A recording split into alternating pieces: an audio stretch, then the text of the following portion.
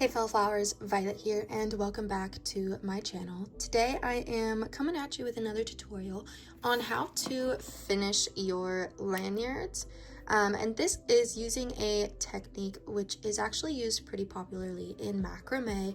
It's known as the finisher's knot, but we're going to be using it for XOXO because I think it gives lanyards kind of like a cool effect at the end, showing that you have finished your project. So it's a little bit of a step up from the traditional knot. So this is just a traditional knot.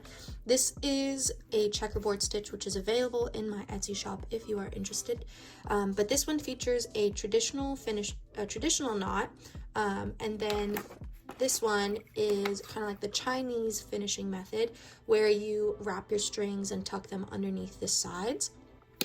But for the macrame knot, this one you actually end up using you gather another string and then you wrap it around the base. So you can see it in these lanyards.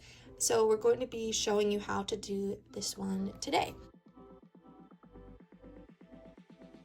So for this demonstration, I have here a two-tone pineapple stitch, and I'm going to be wrapping the strings for this one as well as for this just like brick stitch here that I have. But to demonstrate, I'll start with the brick stitch first and then I'll show you how we're going to do it on this one. So first step is to finish up your lanyard and have just a couple extra pieces of like some extra slack in your lanyard left here, and then you want to grab the color which you want to finish with. So this is just some pearlized purple, or like pearlized violet, I think. Yeah, pearl violet from Pepperell Braiding Company. We're just going to cut a small section. You don't even need that much, probably like 8 inches or so would be fine. You can probably get away with a little bit less, but I want to make sure I show you guys this properly. So I'm going to start by holding all of my strings in my hand like this,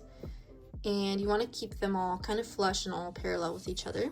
And then you're going to grab your finishing strand and you're going to form kind of like a little loop, and you'll just pinch it there.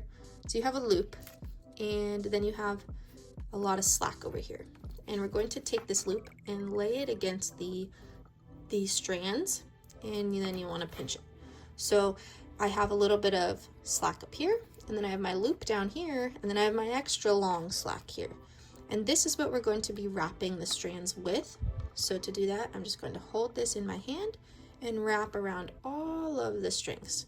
And you can try to get this as close to the body as possible, so it's nice and tight. And then you'll go around a couple of times, and you can kind of layer it as you go, make it look as nice and pretty as possible.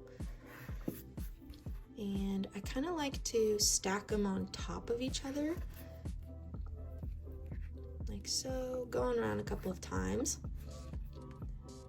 And then once it's nice and tight, you'll see we have this little loop down below, and we're going to take our extra slack here and feed it through that loop, pull it through.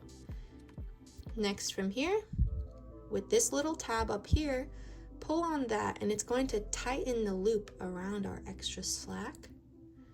So just pull this up, and if you can, it'll go underneath those strands that we wrapped around. If it doesn't, it's okay. It still looks great. And then from here, we can just trim up our strands. So, whoop. And then down here, you can trim it up as well to make it nice and pretty. However, I'm not going to trim it just yet because I am currently writing my ebook and I need to use this lanyard for that. So I'm not going to trim my strings just yet, but there you can see how the finishing worked on this one.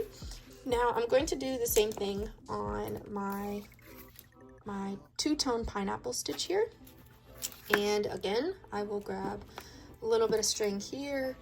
Again, you can probably get away with like just 8 inches or so, and trim. And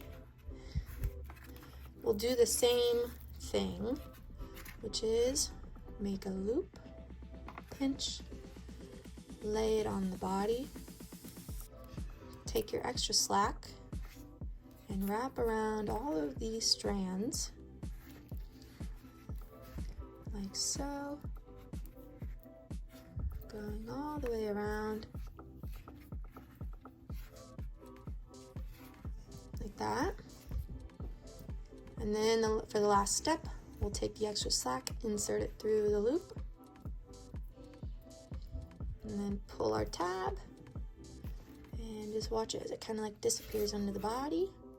And you can kind of push it all up towards the base to make it nice and flush or nice and tight. And then we trim this off, and voila. That is how you finish it off with the finisher's knot. So I hope this tutorial helped you kind of elevate your lanyard game. Thank you so much for watching. Keep blooming, and I will see you all in the next one.